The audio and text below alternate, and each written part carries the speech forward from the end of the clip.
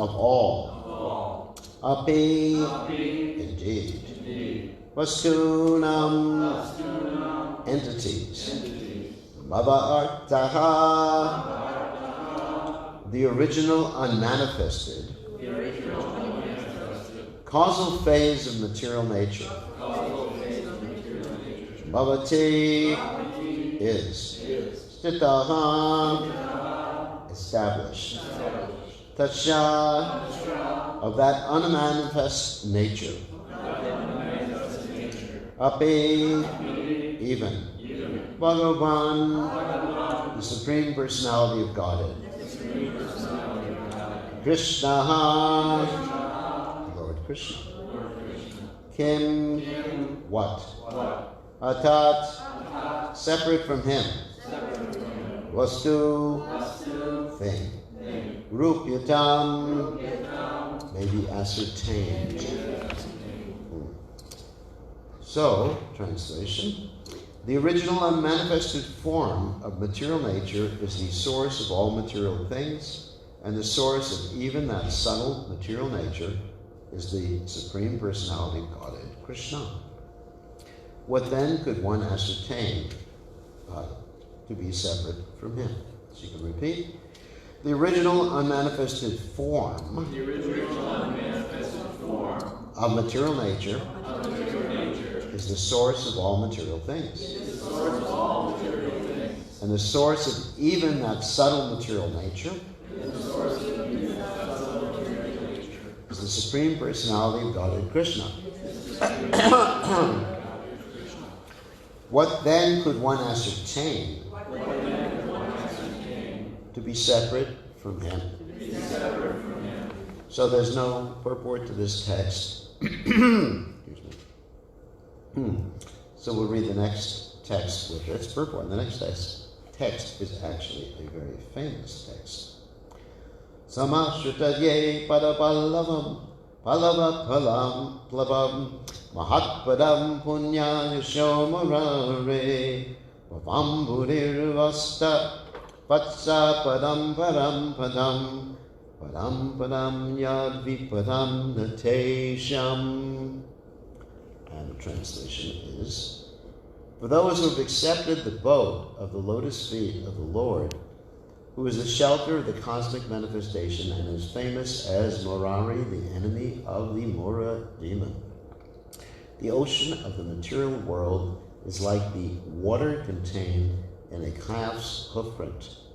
Their goal is Parampadam Vaikuntha, the place where there are no material miseries, not the place where there is danger at every step. So, purport by the servants of His Divine Grace, A.C. Bhaktivedanta Swami Prabhupada. This translation is taken from Srila Prabhupada's commentary on the Bhagavad Gita as it is, chapter 2, text 5. According to Srila Siddhara Swami, this verse summarizes the knowledge presented in this section of the Srimad Bhagavatam.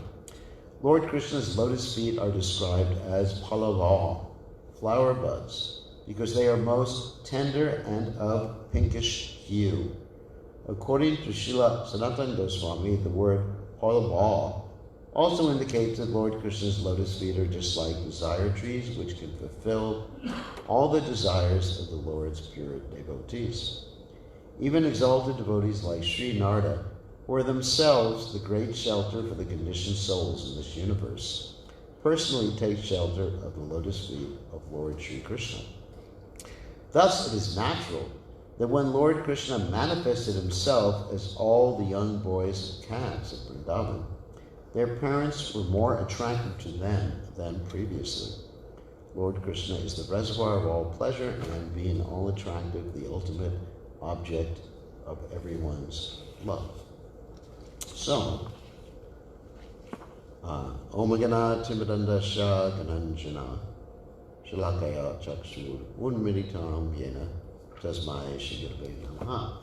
So, there's several people here who don't know the whole story behind this particular text and behind the statement about the young boys and calves of Vrindavan and how their parents became more attracted to them. when Krishna took their form. So I'll explain that story very, very quickly. Once upon a time, Krishna actually appeared as these young boys and calves because the young boys and the calves, they had been stolen by someone named Lord Brahma. And so when Krishna appeared as them and took their form, their parents were more attracted to their children than they were previously, because their children at that particular point were Krishna. That's that in a nutshell. So, as far as this verse is concerned, this is actually a metaphor. When we're talking about Krishna's lotus feet being a boat, it's not that literally the devotees like jump into a boat and those are Krishna's feet. But it means that the devotees of Krishna take shelter of Krishna's feet. Now, what does that mean? Because oftentimes in the Vedic culture, and in many traditional cultures, you'll find an emphasis on feet. Even in Christianity, you have Lord Jesus Christ washing the feet of his followers. And, why is all this feet stuff going on? I hear lotus feet, I worship your feet, I take shelter of your feet. And it's not exactly a foot fetish, where people are just like concentrating on feet. First of all, when you approach someone in this way, let's say washing their feet or touching their feet, it indicates humility. As said in the Bible, it's difficult for a rich man to go to heaven, as for a camel to pass through an eye of a needle. So one has to actually become humble to enter into the kingdom of God. And of course that's mentioned by Lord Chaitanya in his Shikshashtaka, that one has to be Trinadapi Sunichena Taro Yivasahishana Manina Manadena Kirtaniya Siddhari. One has to be more tolerant than a tree, devoid of all sense of false prestige, and ready to offer all respects to others. More tolerant than a tree. So a tree is quite tolerant because people carve their initials in trees all the time. So-and-so and so-and-so. And the tree never complains about the whole thing. So that's one point about feet, that it indicates one's humility. Another thing is the approaching someone through their feet. It's interesting. Indicates an attitude of service. That one naturally has the attitude of serving. Another thing about the lotus feet of Krishna is that the devotees, or the great pure devotees, have taken shelter at Krishna's feet. And because they have taken shelter at Krishna's feet, they, in one sense, in a metaphorical sense, but actual sense, they reside at Krishna's feet. So when we approach Krishna through his feet, then we're actually approaching all these great devotees who are residing at Krishna's feet. And by approaching great personalities, one can understand the nature of the Absolute. And secondly, one can get the mercy of the Absolute. Because it's described that Krishna gives his mercy out to those who love him. And in this world, very few of us completely love Krishna. Of course, the love that Krishna is controlled by, as that Krishna is attracted by, is what we call unalloyed love. Unalloyed love means no other focus of one's love other than pleasing the Supreme Personality of Godhead. So that's very hard to come by. As Krishna says in the Gita, one should offer him leaf, fruit, water, vegetarian food, of course, with love and devotion. So love and devotion is a very high standard. It's not simply a type of infatuation that one has in this world. Like, we love many things. I could say I love my car, or I love my mobile phone. But that's not really love. that means that I'm using my car, I'm using my mobile phone for my own satisfaction. But real love means to satisfy or simply be absorbed in satisfying the object of one's love. And that's how Krishna is controlled, and that's why Krishna accepts foodstuffs offered by his devotees. So therefore, we approach Krishna through his devotees, and the devotees are actually offering to Krishna, and we are offering to Krishna's devotees. It's like we have this process of worship on the altar, and on the altar you have the pictures of Krishna's great devotees, what's called the disciplic succession, and we offer first the implements, such as incense and flour and the little handkerchief and the water and the conch and everything like that, through Krishna's devotees. So that's what it means by lotus feet, approaching Krishna, Krishna's lotus feet, to approach Krishna through his devotees. And a humble service attitude. This is extremely important. So, and then in this particular verse, it's described that Krishna is famous as Murari, the enemy of the Mura demon. That's a very interesting story that's told in the 10th canto of Srimad Bhagavatam. That's the story, I'll tell it very quickly, of Krishna killing this demon called Bhaumasura. Now the Bhaumasura demon is quite interesting, because the Bhaumasura demon is actually the son of Krishna. And Krishna has various incarnations. And talking about Krishna's lotus feet and Krishna's body, which is completely transcendental, Satchidananda Vigraha, Krishna is able to do anything with any part of his body. There's a verse in the Brahma Samhita that states, Angani Yasha Shakalan Striyadriyati Manti, that Krishna can do anything. He can eat with his eyes, he can see with his toes, he can taste with his hands, or anything with any part of his body. And the reason for that is his body is composed of eternity, bliss, and knowledge. We are limited because our body is simply a machine. And machines have specific parts meant for certain things. Like the tongue is meant to taste, also meant for talking. The hands are meant for grasping. You cannot grasp something with your nose. I mean, maybe if it's big enough. But it'd be kind of hard to do that. You can't grasp something, and you can't eat. Like Prabhupada would often give the example that we feed the body by putting the food in the mouth. You can't put the food in the palm of the hand and just keep squeezing the palm of the hand and be able to digest the food. Because the body is a machine. Machines have specific parts, just like a car. Of course, the verse in the Bhagavad Gita that describes the body as being a machine, the 18th chapter, Yancha Rudani Maya. It's a machine that works on the agency of the material elements. And so, like a car, you can't take the steering wheel and run the car on the steering wheel. It has to be run on the tires. But when you have something that's completely transcendental,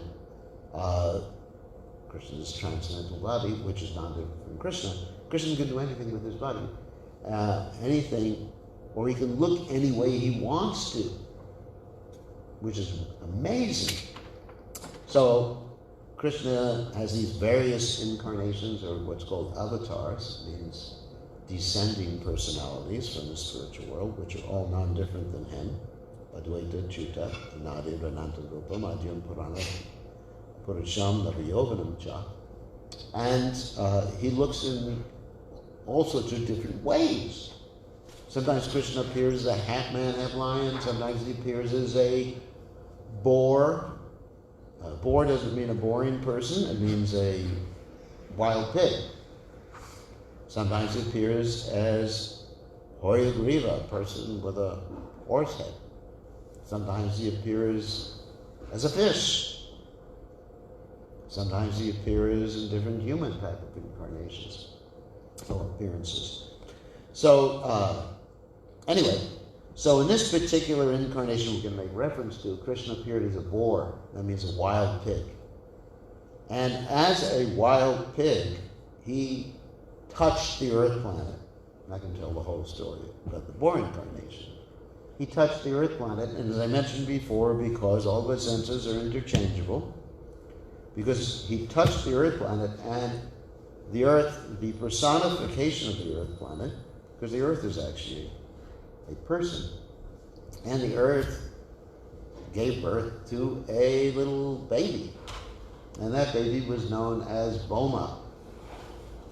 And Boma was a nice guy, but because of bad association, he became a bad guy.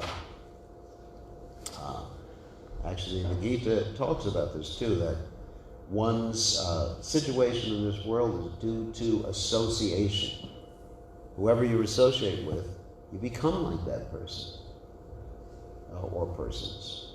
And that's due to the three modes of nature, goodness, passion, and ignorance, which are all pervasive in this world. And each person carries a combination of these three modes of nature. Each situation carries a combination of these three modes of nature. And each time of day has a particular combination of the three modes of nature. And each place you go has a combination of these three modes of nature. Like you go to the forest, that's in the mode of goodness. That's why yogis, they would go to the forest to meditate. Generally, they would not go to the city to meditate. They would go to the forest. And certainly, they would not go to a bar to meditate.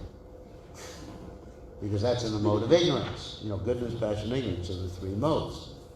So they wouldn't go to a bar, you know, don't see many yogis chanting Om in the middle of a bar. At least I haven't seen, maybe they have been. That would be a pretty transcendental yogi. So, anyway, so this particular person, Boma, he had some bad association, you know, he joined the wrong university or something like that.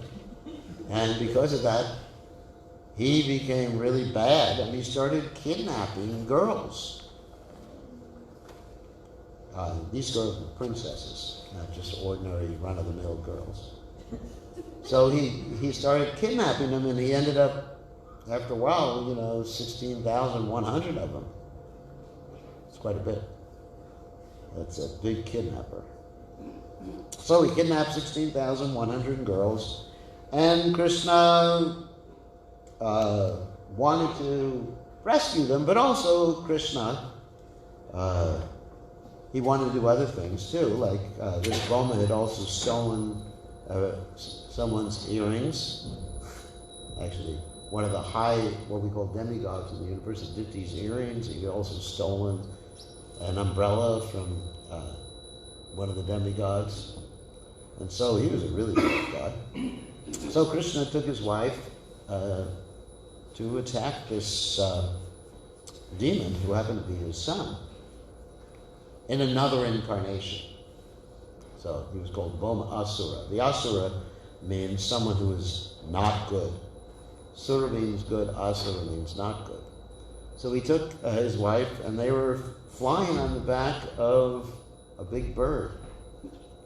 It's like that movie Avatar. Anyone seen Avatar? You've seen Avatar? Anyone seen Avatar? No. So he was flying on the back of a big bird called Garuda. Anyway, interesting. So he's flying on the back of a big bird, Garuda, and he went to attack this person who happened to be his son, who had turned to the dark side. And he had to encounter many different barriers to this Bomasura's city. There was a electric fence. This is true. This is from the Christian book. There's an electric fence. There was a gaseous substance, a poisonous gas called Nila. And there was a moat. And finally, there was a guard called Mura. And that's why Krishna is called Murari, the enemy of the Mura demon. And this Mura had 5 heads. And Krishna, to make a long story short, Krishna used one of his weapons, which is called the Sudarshan disc, and he chopped off the heads of this particular individual, this Mura demon. And then he went on eventually and rescued these princesses. 16,100 princesses. And the interesting thing, what he did with them was quite interesting. He got married to them. So some people say, I mean, that's really, excuse me, that's really the perfection of polygamy, where you can marry 16,100 princesses at once. And Krishna's God, so he can do any of this stuff. He's unlimited. He's called Aptakama. Aptakama means whatever he wants happens automatically. He gets his desire without asking anyone, without doing anything. And so this is the story of the Mura demon. Then getting on with this particular verse, it says, the ocean of the material world becomes shrunk up like the water contained in a calf's hoofprint. So the material world is also, or often called, the ocean of material suffering and material existence. And in this material ocean, as described in this verse, there's danger at every step. Padam padam, yad vipadam, natesham. What that means is not only the physical danger that one encounters in this world, just like right now people are talking about this virus, the coronavirus, and everyone's getting nervous about it. The stock market is taking a nosedive. I think it had its biggest drop ever yesterday. Is that right? So everyone's getting nervous. Oh my God, what's going to happen? All of a sudden we were riding high. The stock market was reaching new highs, and all of a sudden, oh my God, and you have to wear masks all the time. So this is the nature of the material world. You never know what's going to happen. Never know what's going to happen. You can be in an airplane, the airplane can crash. You can be in a car, the car can crash. Or you can be in a material body, and the body can get old and crash eventually. So that's one type of danger that's there in this world. And another type is, of course it's destined, you're destined to crash. So whatever. So you could say that it's going to happen anyway, so might as well just like go with the flow, and when I'm going to crash, I'm going to crash. But another type of danger is if you crash in the wrong way, as Krishna says in the 8th chapter of the Gita, that yam yam vapi smaran bhavam yajate anti kalevam tantam nivaiti kuntiya siddhata bhavata. If you crash in the wrong way, you're headed for a worse situation in the next birth. So you got to crash anyway. This body, somehow or other, is going to crash. And it's not that I'm a great astrologer, but there's no one who's in the history of the world who's had a material body who hasn't crashed. I mean, left the body eventually.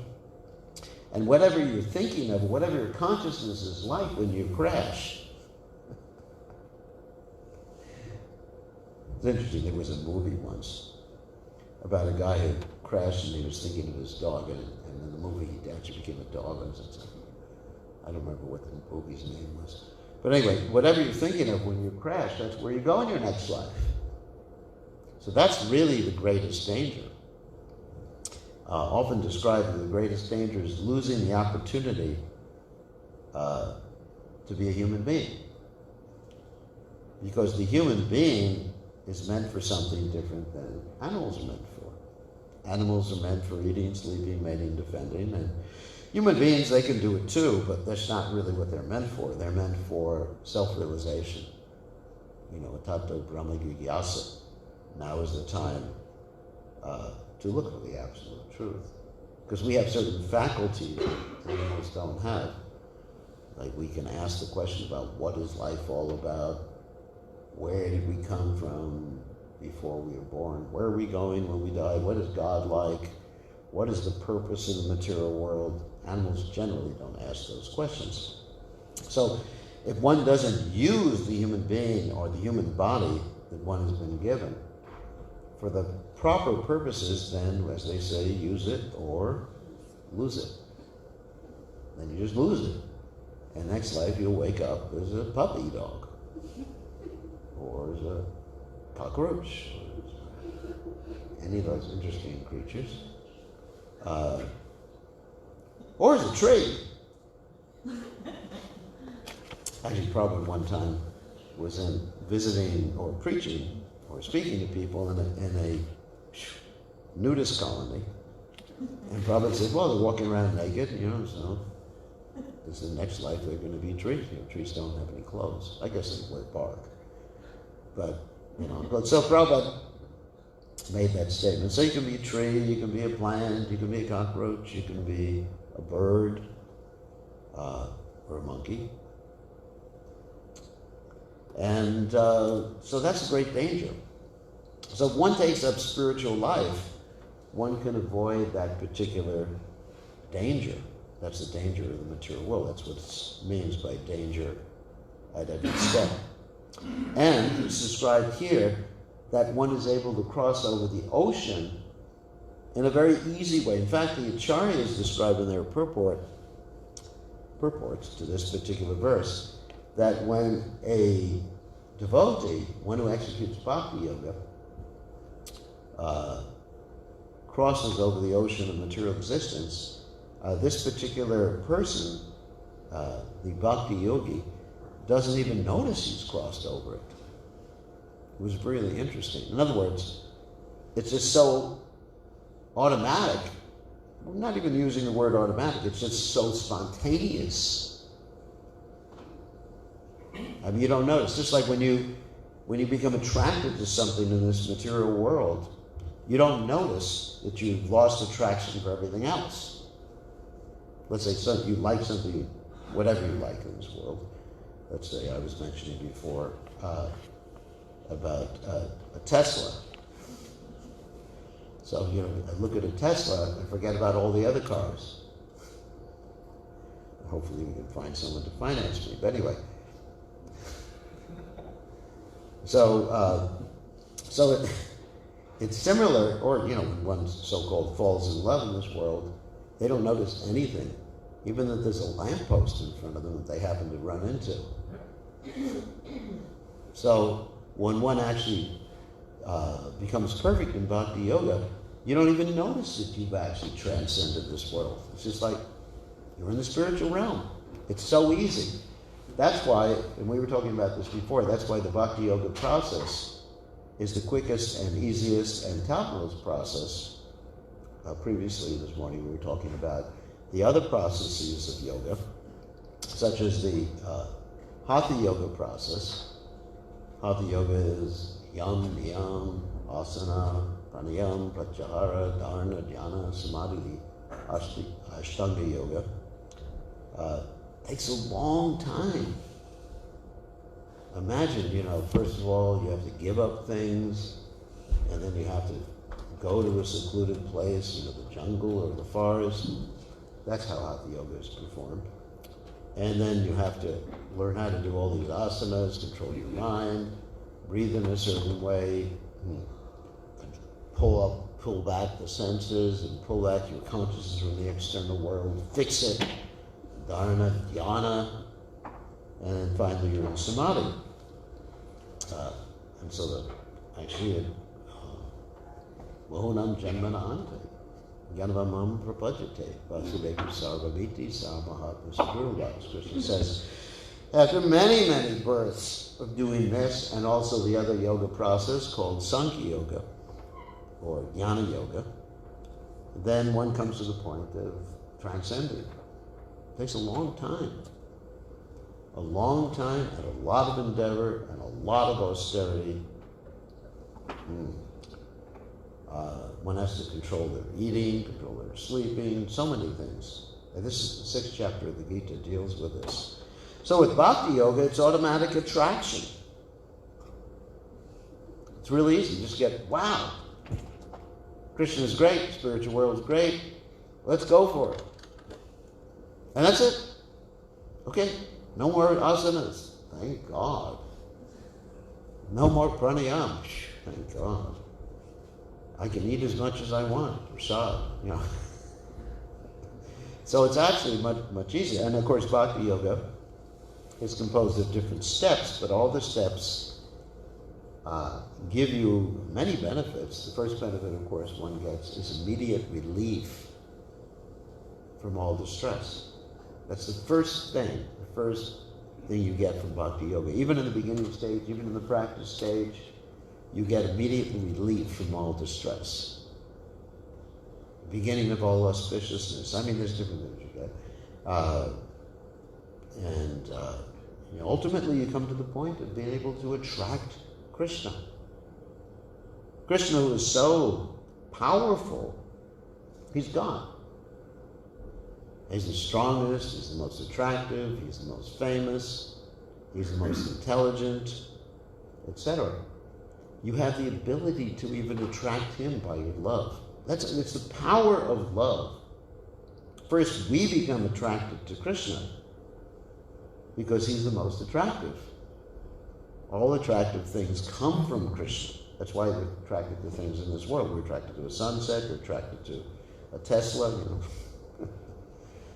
And that comes from Krishna. Krishna, the beauty of a Tesla comes from Krishna. It's funny.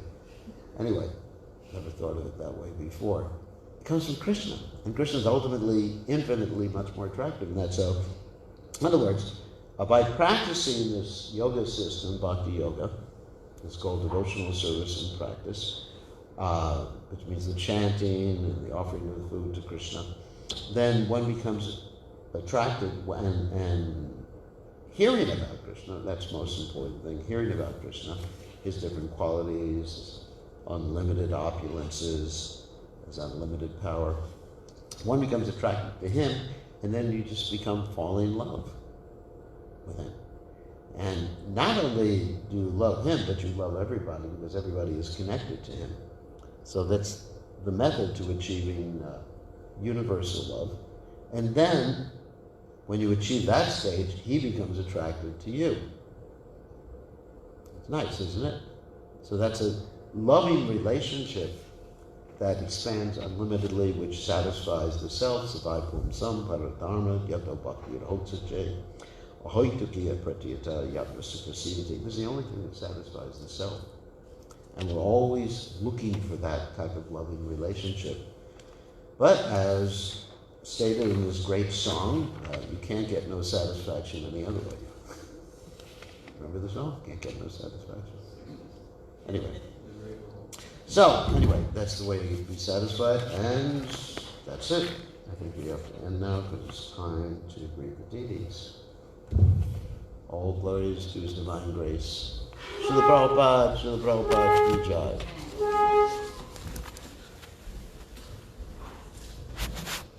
Whoops.